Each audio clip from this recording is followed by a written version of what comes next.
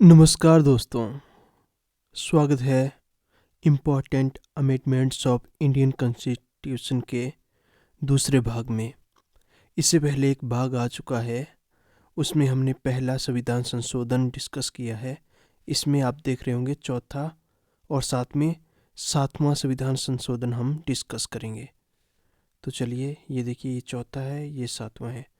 तो चलिए आगे बढ़ते हैं बिना किसी देरी से। तो सबसे पहले देखते हैं चौथा संविधान संशोधन। तो दोस्तों, चौथा संविधान संशोधन जो आया था वो आया था 1955 में।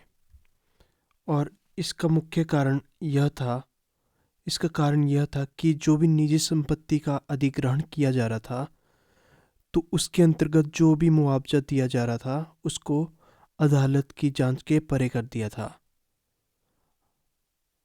और दूसरा इसका मुख्य लक्षण है, दूसरा जो संशोधन हुआ था वो यह है कि किसी भी व्यापार का राष्ट्रीयकरण करने के लिए राज्य को अधिकृत किया गया था। और जो 9वीं अनुसूची थी दोस्तों, मैंने आपको बताया था कि 9th स्केड्यूल जोड़ा गया था। तो आप बता सकते हो कि उसकी खासियत क्या थी 9th स्केड्यूल की। तो उसमें कुछ अधिनियम जोड़े गए। तो आप मुझे कमेंट सेक्शन में बताइए कि उसकी खासियत क्या थी कि उसमें एक्ट जोड़े गए। और इसका जो और एक दायरा था वो ऐसा था कि अनुच्छेद जो 31A था उसको उसका दायरा बढ़ाया गया। 31A का दायरा बढ़ाया गया। तो ये हमारे चौथे अमेंडमेंट की कुछ खासियत थी। चलिए अब हम देखते हैं कि जो सातवां था वो क्या था। सबसे पहले देख लेते हैं इसके पीछे का कारण क्या था। तो दोस्तों आपको पता है, आज़ादी के बाद से हमारा जो देश था उसमें राज्यों का बंटवारा कुछ इस तरह से हुआ था, A B C D। तो अब क्या था, इसके तहत कुछ समस्याएं भी आने लगी थी। तो क्या हुआ कि कई स्टेट की मांग उठने लगी थी। तो उसके अंतर्गत एक आयोग बनाया गया। उसका नाम आप मुझे कमेंट सेक्शन में बताइए कि उस आयोग का क्या नाम था। मैं ऐसा बता देता हूँ कि वो उस आयोग में 3 सदस्य थे टोटल, मतलब। तो आप बता सकते हो कि उसका नाम क्या था। और उसने कुछ रिकमेंडेशन थी राज्य पुनर्गठन अधिनियम 1956। उसको लागू करने के लिए ये सातवां संविधान संशोधन 1956 में लाया गया। तो चलिए देखते हैं। खैर, मैं ही बता देता हूँ। वो जो आयोग था उसका नाम था अली फैजल की अध्यक्षता में आयोग था वो। उसमें 2 और सदस्य थे, उनका नाम अब आप बताइए मुझे। तो चलिए देख लेते हैं कि इसमें अमेंडमेंट्स क्या क्या हुए। तो अरे सॉरी गाइस। तो तो सबसे पहले तो ऐसा हुआ कि जो भी दूसरा और सातवां अनुसूची थी उसमें संशोधन किया गया।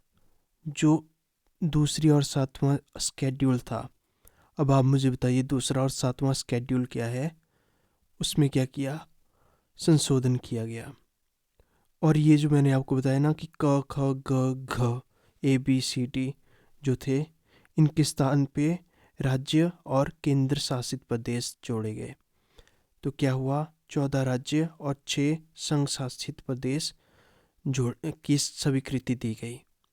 और इसके अंतर्गत ऐसा हुआ कि जो उच्च न्यायालय थे ना, हाई कोर्ट थे, उनके न्याय क्षेत्र में विस्तार किया गया। तथा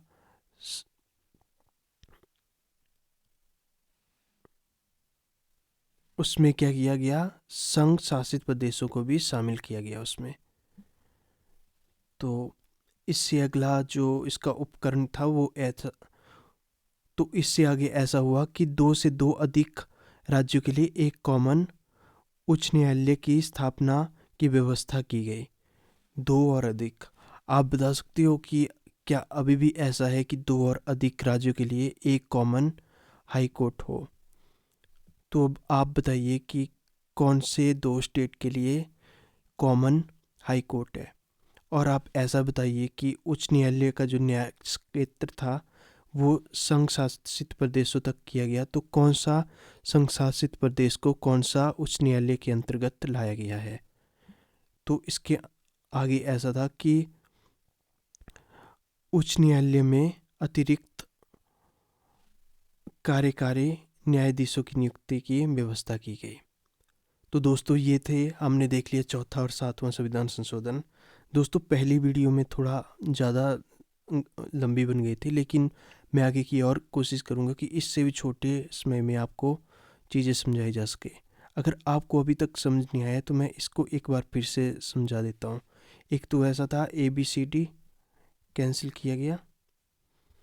एक ऐसा था कि जो हाई कोर्ट थे ना, इनमें ऐसा होता है कि ये एक स्टेट के लिए होते हैं। तो क्या किया कि इसके साथ इनका विस्तार कहाँ पे किया गया? संघ शासित यूटी में किया गया इनका विस्तार, यूनियन टेरिटरी में। और साथ में ऐसा भी किया गया कि 2 से अधिक राज्यों के लिए एक कॉमन उच्च न्यायालय हो सके। जैसे स्टेट 1 स्टेट 2 उनका हाई कोर्ट क्या है? कॉमन है। तो ऐसी व्यवस्था इसमें की गई। तो दोस्तों आपसे लेता हूँ अलविदा। इस वीडियो को शेयर कर सकते हो आप, तथा लाइक कमेंट भी कर सकते हो। धन्यवाद।